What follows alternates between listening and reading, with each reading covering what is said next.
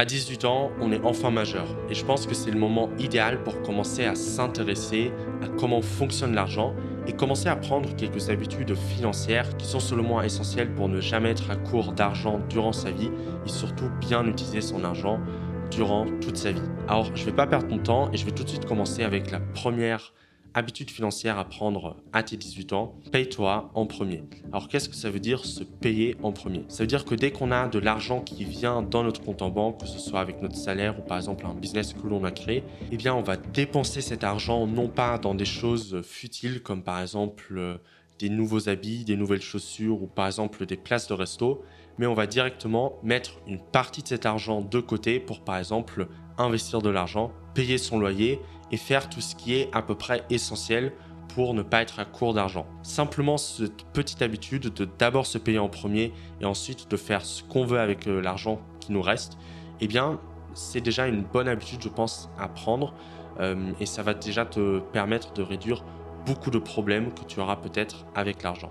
La deuxième habitude consiste à travailler non pas pour gagner de l'argent, mais à travailler pour apprendre et développer des nouvelles compétences. Dans le monde dans lequel on vit, les compétences que l'on a vont énormément jouer sur notre salaire, mais évidemment, tout simplement les opportunités que l'on a en général dans la vie, que ce soit pour trouver un travail ou par exemple pour créer un business. Donc je pense que c'est une bonne idée de travailler non pas seulement pour faire de l'argent, mais également de trouver un travail qui va te permettre d'apprendre des nouvelles compétences, d'évoluer, que ce soit en tant que personne ou en termes de compétences que tu possèdes pour mieux travailler ensuite. Je pense que c'est quelque chose d'essentiel et qui va vraiment te permettre sur le long terme de faire beaucoup plus d'argent que simplement travailler uniquement pour l'argent.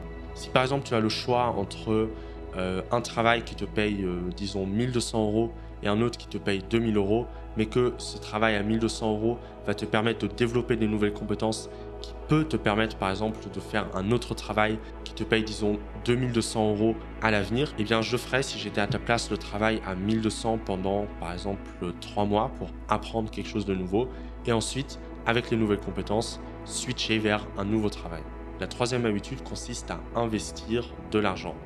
Il y a beaucoup de personnes qui ne vont jamais investir de l'argent et je trouve ça dommage parce que investir de l'argent, c'est non seulement un moyen de préserver son patrimoine, mais c'est surtout un moyen pour faire augmenter son patrimoine. Et donc, je pense que c'est très important de commencer à investir.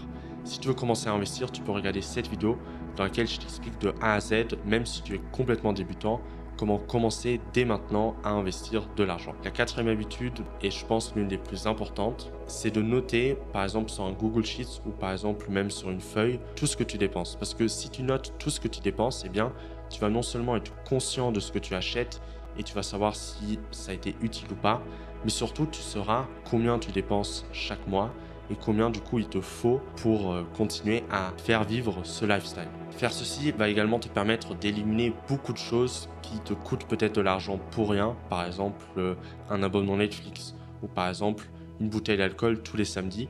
Et quand tu vas commencer à être conscient de ce que tu achètes et qu'est-ce que tu fais avec ton argent, tu peux très facilement bien réduire les choses mauvaises que tu fais avec ton argent et augmenter par exemple les investissements que tu vas faire avec ton argent ou tout simplement mettre plus d'argent de côté. Ça ne veut pas dire que tu vas te priver de tout ce que tu peux acheter avec l'argent, ça veut simplement dire que tu vas être conscient de ce que tu fais et tu vas pas avoir de regrets une fois que tu as dépensé ton argent. La cinquième habitude, c'est de créer une bonne relation avec sa banque. Je pense que c'est important, même si les banques sont souvent critiquées, je trouve que les banques sont quand même très utiles pour beaucoup de choses, par exemple pour faire un prêt, etc.